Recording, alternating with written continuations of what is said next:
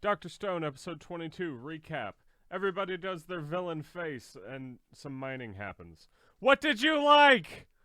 Uh, I like that Gin actually gets to his peak villain face at the beginning of this episode as he conspires with Magma.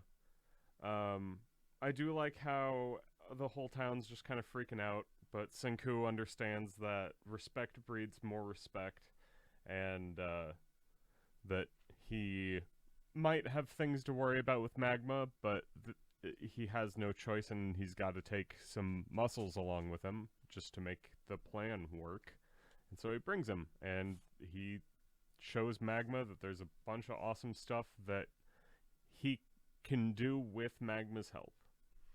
Uh, I also like how in the middle of this episode where everyone's doing like their villain face, Magma gets to do his villain voice, but he has like a scared, like, he kind of doubles his efforts right at the beginning with his face, but then eventually it just belays that he's sad that he's trying to save Senku, or that Senku's trying to save him because he realizes that there's a lot of good that comes from this man.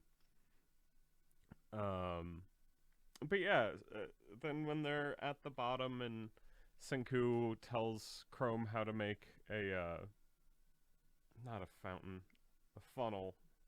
That's the wrong word too. Siphon. There we go. Tells Chrome how to make a siphon, and he gives Magma this cool little Shakespearean monologue, kind of restating that respect is needed.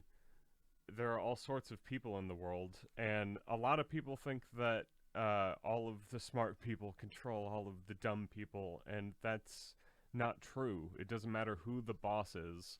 You need micromanagers just as much as you need people to do the work that the managers can figure out the best way to do. But yeah, I like that Senku doesn't struggle with uh, the whole idea of control versus cooperation.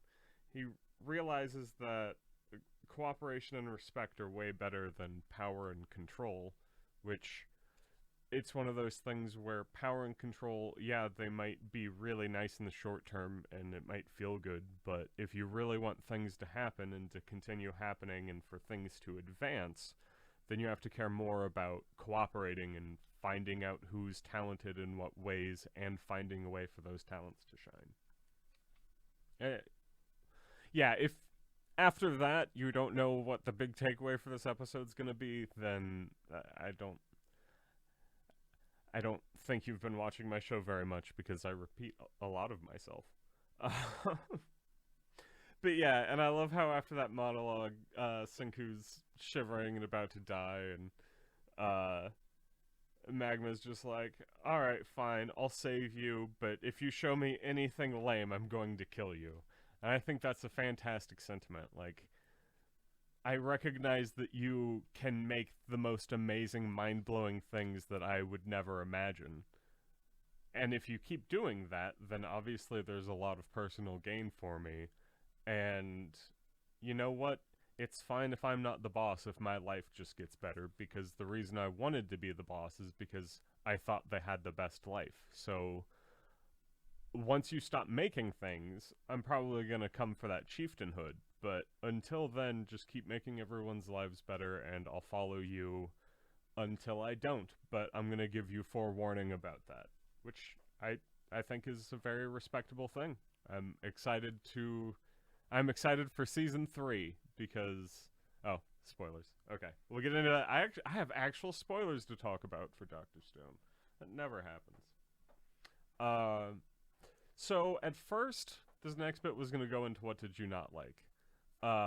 But I think it's very fitting for both of their characters that cuddling for warmth would be the worst case scenario, and that doesn't really even cross Chrome's mind as being like a bad thing that would need to happen. But so obviously homophobia bad. We don't like that. But when you look at the characters, it's not like Magma's supposed to be your role model. Like, yeah, he's big and tough and strong, but he, like, morally, he is corrupt and is a bad person most of the time. So, yeah, we know he's super crazy straight, so why wouldn't he be a little bit homophobic? That's kind of how tribalism works. Um, and then for Senku, he just doesn't like other people. He doesn't want other people touching him, doesn't love them in their personal space. Like, hugs aren't his thing, so cuddling isn't gonna be his thing. I'd imagine that cuddling with Kohaku would be arguably as bad as cuddling with Magma for Senku.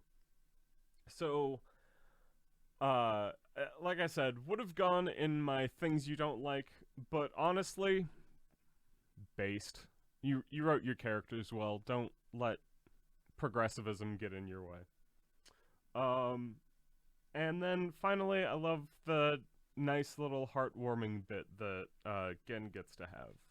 I like that impressing Senku is something that he more or less just put on his bucket list. I like that he has a little nod to, yeah, I can do a lot of math too. Like, I'm not gonna say that I'm better than you, and this telescope means way more to you than it ever could to me.